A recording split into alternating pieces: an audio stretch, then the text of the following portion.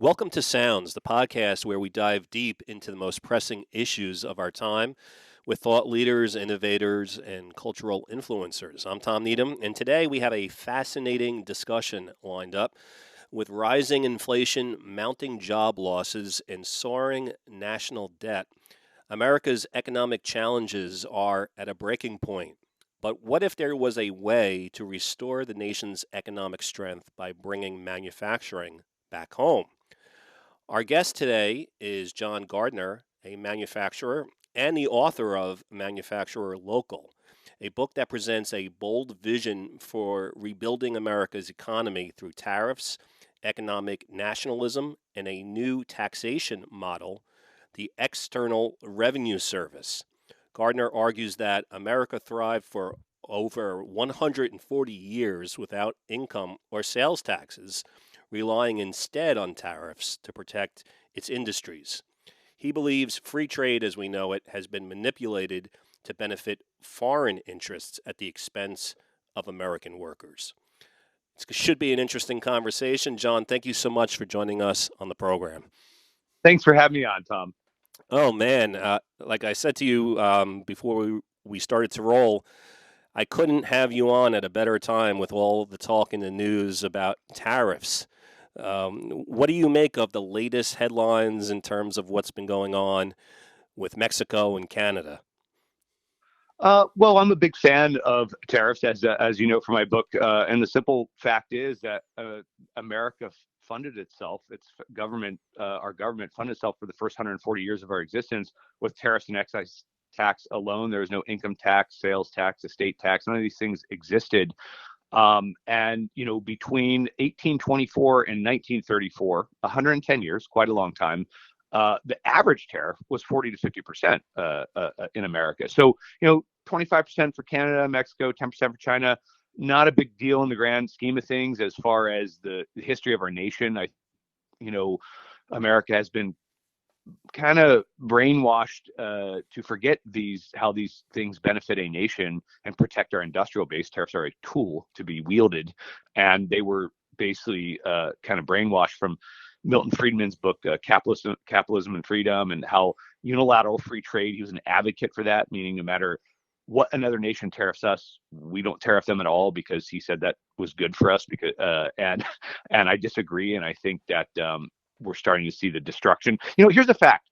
In 2015, for the first time on record, America's middle income Americans did not make up the majority of Americans.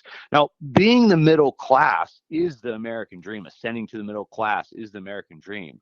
So the numbers, and this was 10 years ago, the numbers show that that American dream is starting to die. And I think it's coming back because we're going to turn back to a manufacturing production-based economy. And I believe that you can point the finger squarely at the creation of the middle class being the industrial sector, and then watching it go down as people's household wages fell as the higher paying industrial jobs left America. So I think I'm excited to see big changes in our economy, and people start to question the dogma that has existed with Milton Friedman and Paul Krugman and these other economists and academics who basically came up with an economic model and a lot of assumptions around it, that it was good for a nation, and it's turning out not to be so. Can I ask you, can you elaborate a little bit? You said that for over 100 years, we didn't have taxes, that our income as a nation came from tariffs? 100%. Yeah, from actually tariffs, or the ability to raise revenue for the government, was so important to the founding fathers that the Tariff Act, I think it's 1786, I could have the year wrong on that, was the second bill ever signed by George Washington. And that put in a mild tariff of 5%. Tariffs went up, to an average about 12%. And then in the War of 1812, America learned the lesson that we had to learn again in 2020. When the war in 1812 and war in Europe broke out, we lost access to supply chains, over overseas goods. And America realized, hey, it's a problem when you can't get stuff you need, when you can't get essential items of day-to-day life because of trade is disrupted by war. what are we going to do? So they put in about like 25% tariffs. Then Henry Clay's American System speech really motivated America to protect our industrial base and be able to make the things that were needed for the essentials of day-to-day life. And from 1824 to 1934, the average tariff rate was 40 to 50%. And that was how the government funded itself entirely. There was a small, brief flirtation with income tax, or the idea of income tax, I believe in 1863 or 1864 during the Civil War. And what that clues us into is when a government wages war, they need money. Hmm. And that seems to be playing out a lot now. You got 20 years in Afghanistan, 20 years in Iraq, going to Ukraine. When you want to wage war, you need to raise more money. So you start to target your citizens. And that hurts the citizens. It takes away, see, when a citizen spends $1 here in America for an American producer, that dollar stays in our ecosystem and gives a job for a neighbor, or gives but when our dollar goes to an overseas supplier that builds up another nation, that dollar then goes to build up, unfortunately, in some of these cases, a strategic adversary like Communist China. One thing that I marvel at is how so brainwashed the academics and economists and people are that tout the glories of free trade. And I want to ask them, where's the moral component? Hmm. We fought a war to end slavery in this country because we thought it was wrong. It was morally wrong. But that moral obligation has ended at our border in the name of free trade and capitalism. And when I say capitalism, guess what? Capitalism can be a good thing, but they've perverted the word capitalism to be free trade and anything goes capitalism. I think there's a definition of capitalism that can work for every American, and I believe it is production-based economics, guarded by free trade only within our borders. So I ask everybody who's ever took a college course and in their head right now are debating me, saying I went to Rutgers and got an economics degree, and I went to Harvard Business School, and free trade's good and you're an idiot. Ask yourself, is that worth your moral soul? Hmm. Because do you believe in slavery? Because you're funding forced labor and indentured servitude in communist China and Southeast Asia. So Right. uh, One of the things that kind of fascinates me, and I've brought this up to other guests, is that over the last several decades, I've noticed a shift um, in terms of some of the issues that the different political parties associate themselves with. It wasn't that long ago, like if one was watching Michael Moore films, for example, like Roger and Me, that liberals were upset about the auto industry moving jobs out of America down south. And that was a liberal issue. And globalization was often um, criticized because of the greed and so forth. But then somehow over the last several decades, it's kind of flip flopped now where, you're hearing people like President Trump complain about the fact that factories, all our manufacturing is being done in China or Mexico or wherever it's being done. And now that's considered almost like an alt right position, and it's just baffling to me because, as you've probably stated before, this is just something uh, that really affects all Americans. When there are not jobs here because they've been sent elsewhere, it just seems, I don't know, sort of obvious that that's not a good thing. But I don't understand how the different political parties seem to take a different perspective at different times. well, I think if anybody understood that, we'd have world peace. but Yeah. but yeah, I mean the political parties taking different stances at different times. Yeah, I mean it is absolutely baffling. I believe that I'll tell you what, I think it's a lot of uh, misunderstandings of the intersection of manufacturing, trade, and economics, and I think that has sown a lot of confusion about the basics of what production-based economics, manufacturing brings to an economy, and how it affects trade law. And one of the things I really try to do with my book was to write it in a very clear, simple, easy to read format so that anybody from a high school kid could read it. It's based around a story, and then also anyone all the way up to a 100-year-old could read it, because I feel that a lot of economics people who write about economics make things so daggone complex that by the time you read the study that they're quoting, your eyes glaze over, you know. Mm. So, so I think that has sown a lot of confusion among people who don't question things, and they're just told, oh well, free trade's good or free trade's bad or this is good. So I don't know if I'm quite answering your question, but here's one fact I believe that will guide everyone. In 2022, so under a different administration, the Defense Department issued a study saying that every dollar spent in manufacturing results in an additional $2.79 added to the economy, making it the highest multiplier effect of any sector. Now, that's the last part that's most important, the highest multiplier effect of any sector. So it's not Silicon Valley. It's not, a university that creates economy. It's not, Wall Street that creates economy. It's Main Street, and particularly manufacturing Main Street. The creation of a product creates economy more so than any sector of the economy per the DoD in 2022. And here's another thing they quote in their studies, that of every manufacturing job spurs 7 to 12 new jobs in other related industries, helping to build and sustain our economy. So every job in the manufacturing industry creates or sustains 7 to 12 other jobs. So these things affect every American. So no matter, I think every American should grasp that 80% of global trade is based on products or goods. This is per the World Trade Organization. Only 20% is service. So when certain politicians who, in 2012, the president was talking to some automakers in Detroit, and I heard him just say, well, those jobs are never coming back. We're a service economy now. And that's just totally false, that we have to remain a service economy. If you're a service economy and you're post-industrial, that means you're pre-industrial. That means you cannot make the goods necessary for your own independence as a nation. And so do the thought experiment. Every service is actually based on a good. So your coffee that you get, that's based on a latte machine existing. Your internet is based on hardware. Everything is, even banking boils down to the ebb and flow of goods at some point. Everything is based on a product being made.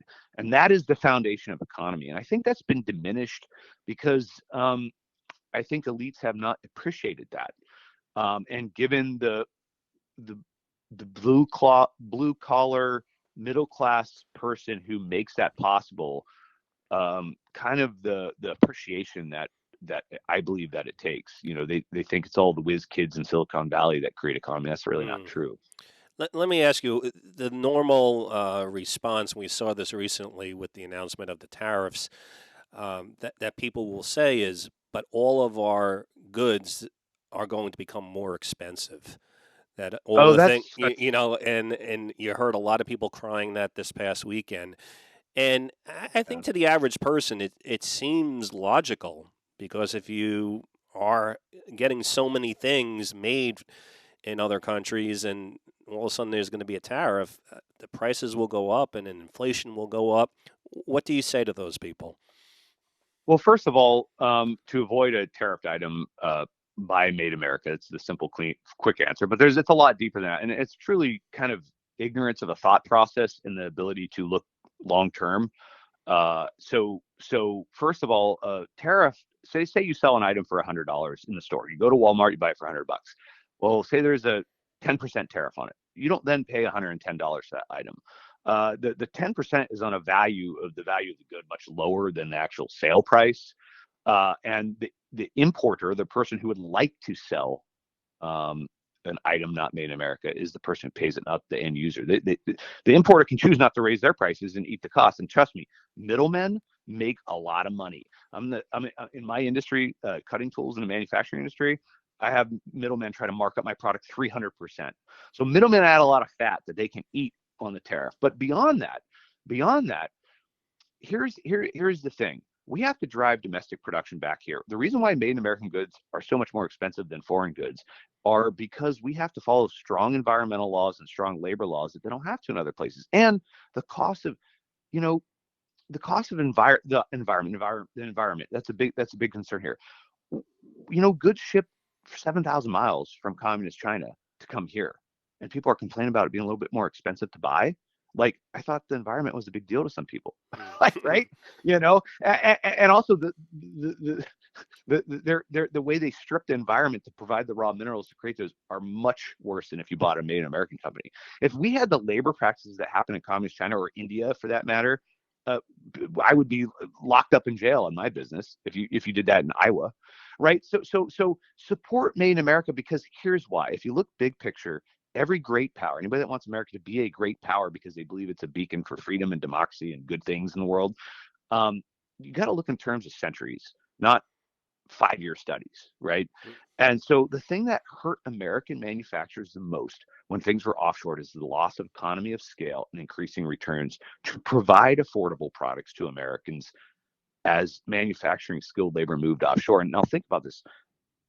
The thing that I never hear economists or academics talk about when they try to talk about my industry is the economy of scale and what that means. So an American manufacturer, when they have 10 parts to make, it costs them so much more to produce those 10 parts than if they have 100,000 parts to make, because the per piece price diminishes like exponentially. I believe economy of scale is as powerful, if not more powerful, than the concept of compound interest. And so here's what happened when everything went offshore. American manufacturers did not get big volume lots to manufacture.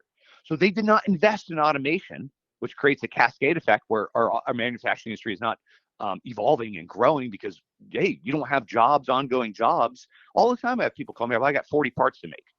You know, you go overseas, people are making 40,000, 400,000. So American manufacturers can provide a cheaper product to the American populace when they have volume jobs coming back from overseas.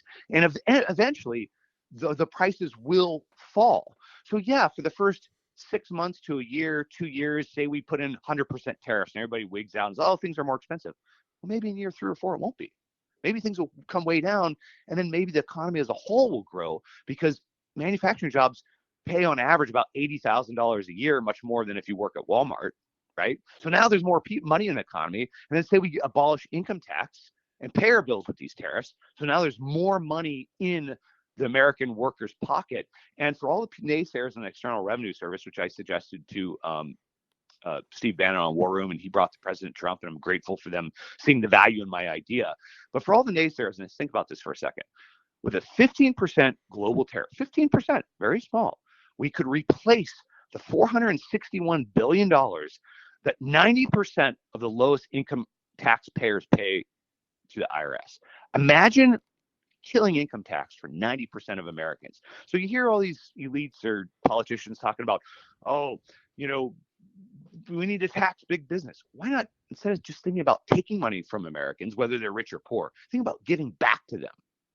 So Giving back to 90% you've of the really lowest done the math, and in your calculation, just by doing a 15% tariff, that would raise the same amount of revenue that's currently the being math can be collected researched.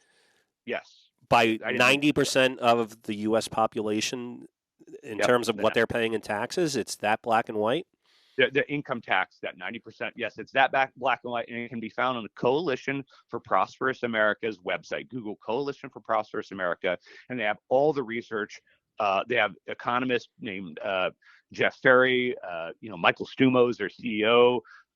These guys are brilliant at economics and trade, and they do all the research papers and crunch all the numbers and they go into the tariff system and look at all the actual details. So yes, that is a fact. What do you say though to American companies that are not local businesses, but they're global companies? You know, we live in a world now where if you're a big American company, America might be one part of your market share. You might be sending your stuff all over the planet. And if we start putting up tariffs, then other countries will do so. I mean, many U.S. corporations are against tariffs. Yeah, of course they are, because they get cheap slave labor overseas and they can avoid environmental laws. And so of course they are.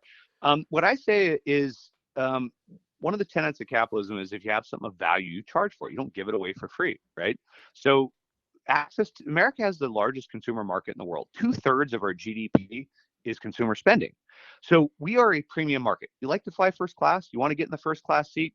You want to get in the private jet? You want the better service? You want access? You want to drive on a toll road? You pay.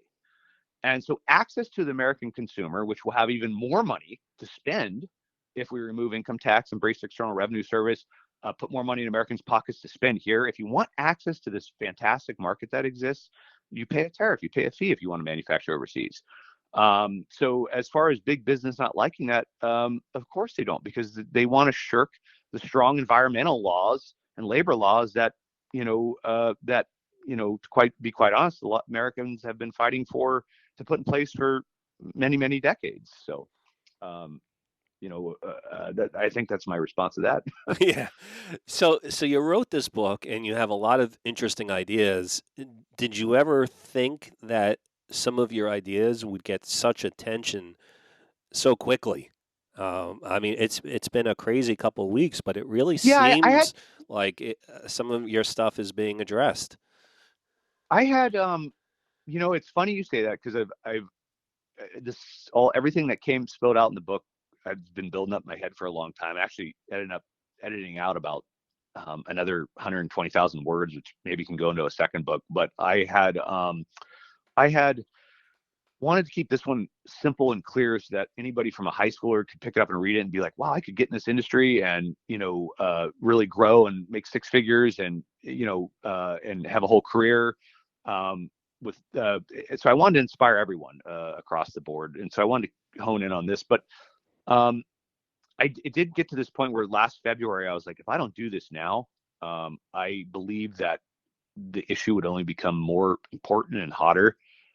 So I kind of went down the rabbit hole starting in February last year and knocked it out and was able to publish this by July 2024, intentionally with the strategic planning of having it available for the whoever was in charge of the politics in America, because I felt it would help. I felt like the time is now. And what are the things that you're seeing put in place right now, besides obviously a lot of talk about tariffs? What are some of the ideas that you wrote about in your book that you see more of an interest in people implementing right now? Well, there's only two lines that are in bold in my book, and my editor was like, "Why are you bolding random lines in your book?" I'm like, "Just do it. You're doing this one. That's what we're doing." And it just, I don't know why, I just felt strongly about it. And that line is, the external revenue service system our founding fathers created has been abandoned, and the internal revenue service empowered.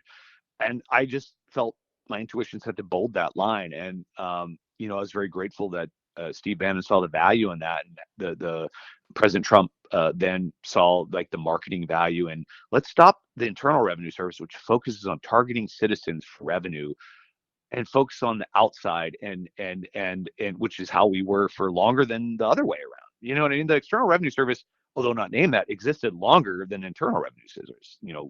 And so that is one thing. I also am very excited. I don't is that the de minimis law just got canceled for America, which allowed any good under $800 to come into our country without inspection, without customs even looking at it.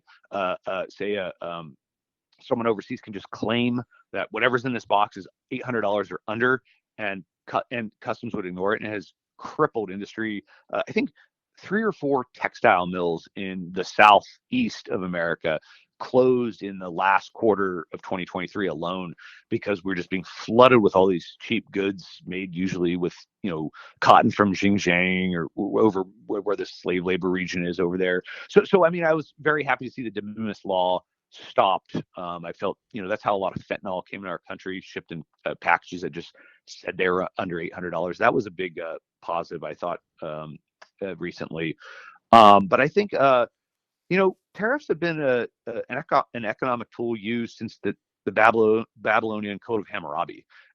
They're a tool to raise revenue for the government, protect domestic producers from foreign competition, and kind of reach reciprocity agreements that reduce trade barriers or get results that we want to see. As we see, hey, President Trump wanted to target the drug cartels in Mexico and stop illegal immigration, so he used the tariff tool. So I mean, they're a tool, and this idea that they were just bad or like a no word, everybody just had this knee-jerk reaction that they're bad. I think I would like to see the the knee-jerk reaction to that change and more discussion around the best use of them. So I was wondering what your opinion is.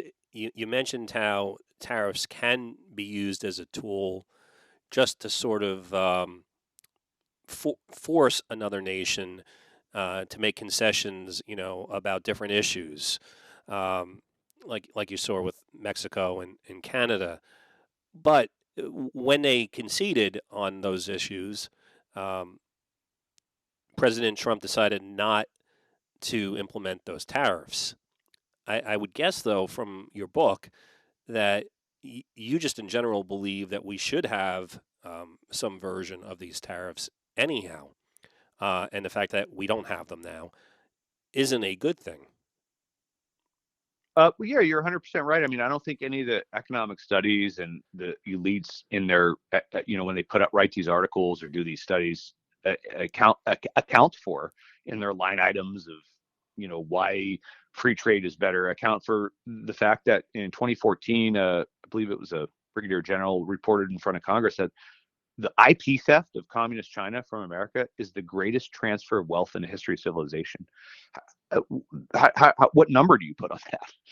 You know, how do you put a value on national security when we struggle to make our own weapons and defense goods? When we're trying to supply the Ukraine with, I think 155 millimeter howitzer shells, we couldn't make enough to keep up, let alone if we went to war. That's what free trade has crippled our ability to make weapons for our own use, let alone supply another ally. How do you economic security? I don't see these free traders accounting for the loss of consumer spending. If 2/3 of America's GDP is, consumer spending, that's tough to sustain on a job at Walmart. That's tough to sustain when you're a barista at Starbucks. The loss of high-paying industrial jobs and the middle-class purchasing power that they create is a no-win economic scenario. It just goes downhill. How do you put a value or a number on the loss of economy of scale for American manufacturers? You read about academics saying, "Oh, American manufacturing needs to invest in automation." Well, yeah, that'd be great. You only invest in automation when you have volume to produce. I don't go buy a machine that can run lights out, meaning overnight, with robotic cells and everything, if I get 40 pieces to make. The only way to force the large volume back to American manufacturers is to have tariffs to force the volume to come back, and then they can invest in automation. So I think the people writing about my industry have never worked in it and haven't experienced it. They just have theories. And those theories always turn out to be wrong, as seen in 2020 when we had supply chain issues. We couldn't make masks or gloves. We're reliant on adversarial nations that can cut off our access to medicines, basic necessities, and they could win a war without firing a shot right now. How do you put a value on that? How do you put a number on that? We can debate all day long. This study says this, and this study says that. I mean, these are pretty basic ideas of, do you want to have a nation that survives? Yeah, I was actually going to ask you about that. I was wondering if you could expand a little bit. We did learn during the pandemic that for the first time in a long time, the American people woke up and realized, oh my goodness, our medicine, our food, our cars, parts for everything come from other places. And when the world shut down, we had all these supply chain issues. And then all of a sudden, it started to become really obvious that this could be very, very dangerous moving forward. Like, we kind of understand now what's at stake. But the problem is, even if ideally, what you're saying is true, you just can't bring all this manufacturing back overnight. I mean, even at this point right now, if we were to get into a world war, it's pretty frightening when you think about just the medicine issue alone. How few of the medical supplies our country makes here, how much of the medicine is actually made here. It's quite scary, really. Yeah, the theory of international, you know, international free trade, it really only works in the absence of great power conflict. But even smaller conflicts shake the globalization model. If you look at what's happening in the Red Sea, and the shipping containers that go through the Red Sea have been harassed by rebels, and all we have to send naval power there to stop them. I'm surprised environmentalists have not come out stronger against globalization and free trade, Mm. considering and the people that stand for labor rights, they want to support unions here, but not overseas. I don't understand that. It seems a little hypocritical, and hypocrisy is probably the thing I hate most in the world. Hmm. Why aren't the environmentalists saying that? Here's the thing: there's a TED talk by a lady named Rose George. It's called "The Dirty Secrets of the Shipping Industry." Did you know that 20 of the world's she wrote 2 books, Rose George did, where she actually rode on these massive cargo ships. Did you know that 20 of the largest container ships in the world produce as much pollutants as all the cars in the world combined? And the global shipping fleet of container ships is about 250,000. Here's why.